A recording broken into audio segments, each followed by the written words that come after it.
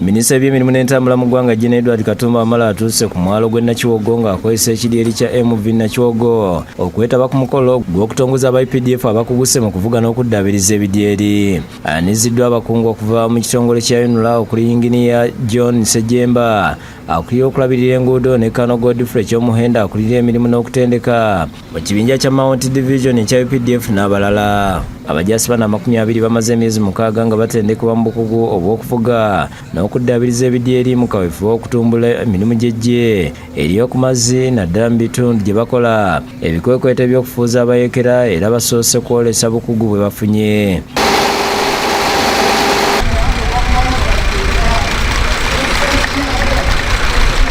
Gen. Katumba yeebaza ba UNRA n'ategeeza gavumenti bwegenda okukola ku by'entambula byonna mu ggwanga bituuke ku mutindo. Kale kyemuva mulaba nti gavumenti etadde nnyo ssente mu by'entambula okukola amakubo ng'era olaba kati nti amakubo gonna okuva ku booda okugenda ku booda gonna malungi. Inginiya Sejemba ayogedde ku nkolagana gye balina n'eggye lya UPDF era nti yakugenda mu maaso. Bikwatagana mu kumakinga sure nti emirimu gy'abannansi gikoleddwa ate gikoleddwa bulungi. Ayogedde ku nteekateeka ey'okuzimba olutindo ku mwalo okwanguya eby'entambula.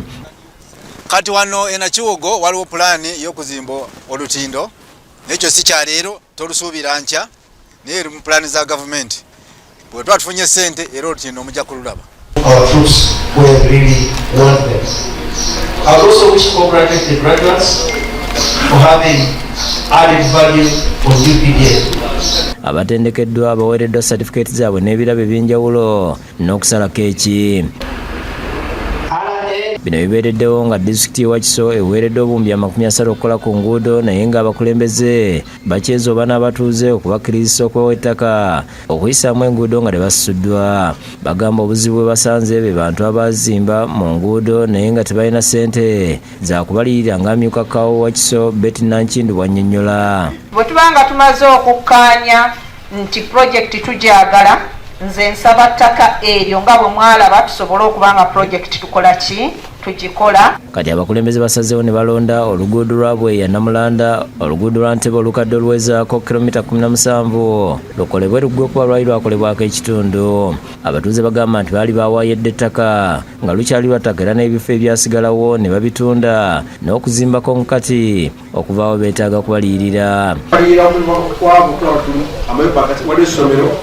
Kumbe bali asizaamu wakati beereza eby'ekyemwanga batulesa embalaza bw'obalira ekigenda mu maaso ate nga bwe baamala dde okutala omwami zaakuusa emyeko fuuti 15. Amyuka Inginiya wa disitulikiti ya Abdulaziz ategeeza bw'ati ku kiriwo.